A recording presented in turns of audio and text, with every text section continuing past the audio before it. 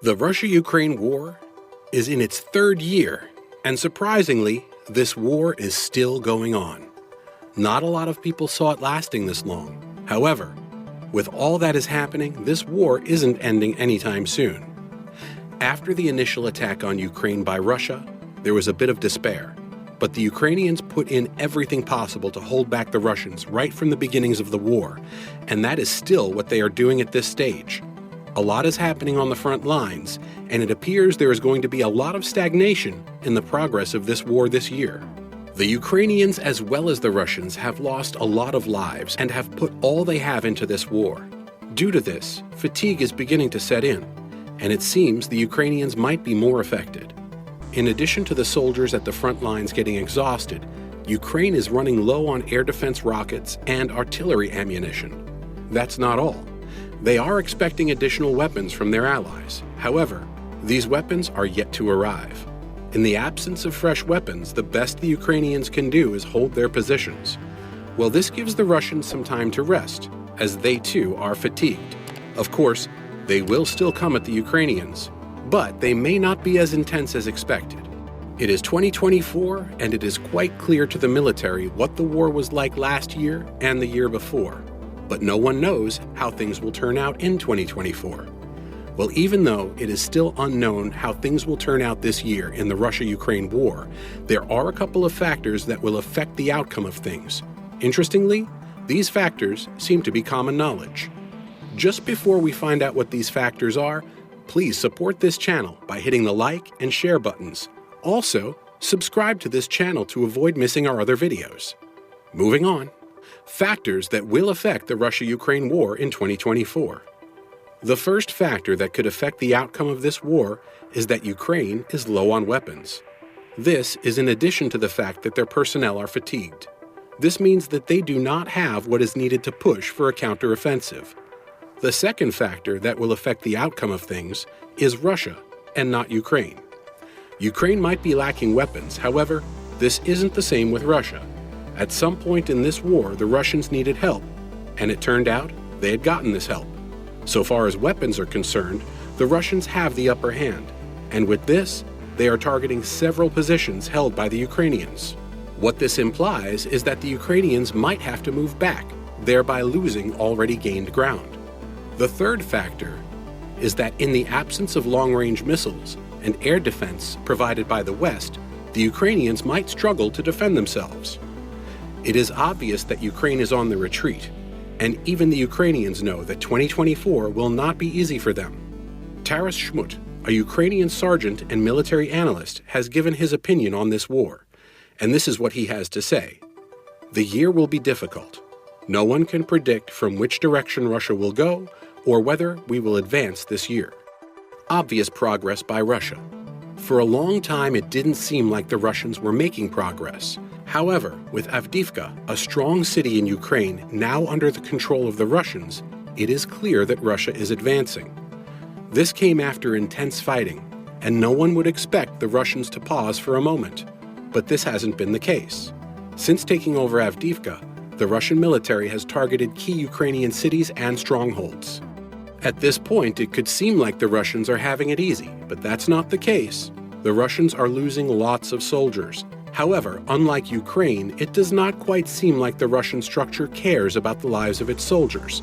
So long as they are making progress and gaining ground, it seems just fine.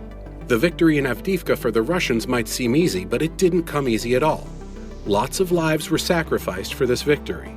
According to reports from the Ukrainian military, the Russians lost about 47,000 lives just to take over Avdiivka. The Russians have not tried to dispute this figure, but a pro-Russian blogger has put this figure at 16,000 fighters. Well, this blogger is not available to defend his claim as he took his life, and the reason for this is a discussion for another day. Still, on the issue of Russia's heavy losses, Ukraine's president has stated that the Russians have lost 7 men for every Ukrainian killed. There might be no way to prove this, and it could simply be the Ukrainians trying to feel better in the middle of a pushback. But the long and short of this claim is that Russia can constantly go all out because it has little to no regard for the lives of its men. And that's just one of the reasons. The other reason currently enjoys artillery superiority. Artillery superiority. The artillery superiority Russia enjoys is linked to the attention it has given to the production of weapons. You see, the Russians have some weapons due to support from their allies. However, they have also given a lot of attention to the manufacture of weapons. According to estimates, the Russians produce between 1 million and 4.5 million shells annually. This is a lot more than the Ukrainians have access to, and this alone is enough to move things in the direction of the Russians. When compared to the quantity of shells available to the Ukrainians, it might be difficult to understand how much advantage the Russians have over the Ukrainians in the theater of war. So to help you get things into perspective, even the United States doesn't produce as many shells as the Russians. They are looking to move their annual shell production from about 190,000 to 1 million by 2025.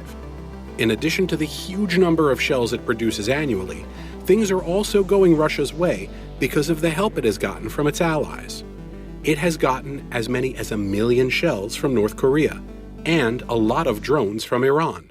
That's not all. This year, it has launched different attacks on Ukraine using about 24 ballistic missiles delivered by North Korea. So while Russia has access to lots of shells, Ukraine appears to be struggling with so little. Since it doesn't have as many shells as it really should, it is doing the best it can to ration shells on the front lines. That's not all. It has had to give a lot of attention to coming up with other methods of defending its cities. Ukraine might be relying on the West for its ample supply of weapons. However, that's not all it's doing. It also manufactures weapons locally. This is working. However, it is not as fast as it should be, so the impact is quite minimal. Supply from the West. Just like Russia received shells from North Korea, Ukraine was supposed to get shells from Europe. Sadly, things have not gone according to plan. About 5 million shells were supposed to be delivered from Europe in March. However, only 300,000 shells have arrived, and the Ukrainians are not sure when to expect the remaining 700,000 shells. Ukraine is not only expecting help from Europe, it is also hoping to get a lot of support from the United States. But this might take a while too. Since the start of this war, the United States has sent up to 2 million shells. However, they have been put to use, and Ukraine might not be getting them anymore soon because of political issues in Washington. Ukraine went into this war with a plan, but it might not be going on with this plan. There are quite a few reasons for this, and chief among them are the weapons it has available. What has changed for Ukraine? This year, Ukraine might not go on with this war the way it did in previous years, and that is asking for weapons that will help it fight the way it wants to. In the early days of this war, Ukraine relied on tanks and fighter jets. However, these are not the weapons it needs this year. For 2024, Ukraine is looking to rely on drones. These should come in handy for long-range hits and surveillance. That's not all. It is looking to jam the ballistic missiles and drones being used by Russia. And to move in this direction, it will need electronic warfare systems. This year, Ukraine will not be doing a lot of counterattacking. It will try to hold its lines. This is a simpler option than trying to counterattack Russian offensives. But it isn't a walk in the park. You see, Ukraine's ability to stay in this war is not dependent on Kiev. Rather, it's dependent on Europe. You see, if it gets the weapons it needs from the West, it will be able to defend itself. However, if Europe falls short of its promise, Kiev might not make it beyond 2024. This might not be common knowledge yet. However, it is something military experts know.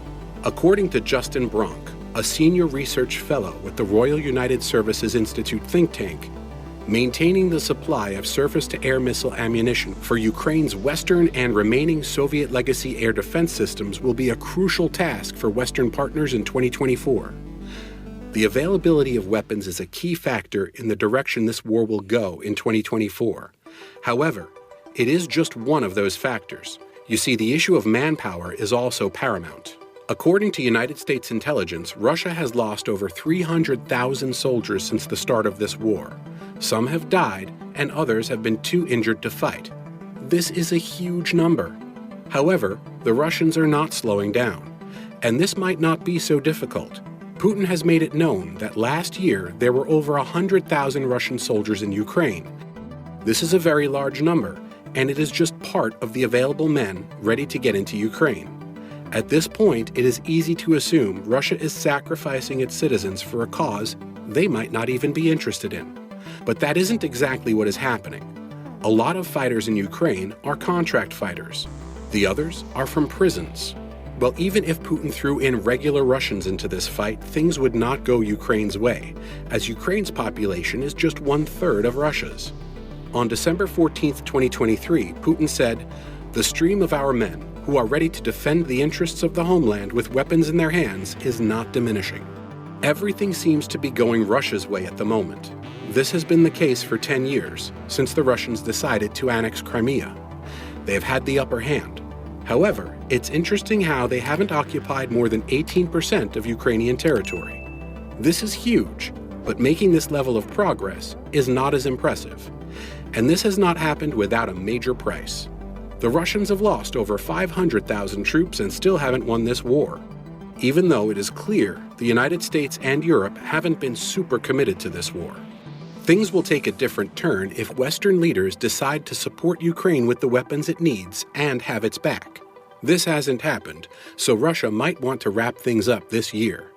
Well, if it is unable to do so, and the West decides to throw its weight behind Ukraine, Russia might have to forget about winning this war. Europe and the United States might never get to the point of fully supporting Ukraine. However, if they do, the ball might be out of Russia's court sooner or later. Will Europe ever get to the point where it goes all out to support Ukraine? This is a question only time can answer. But let us know what you think in the comments section below. See you in the next video.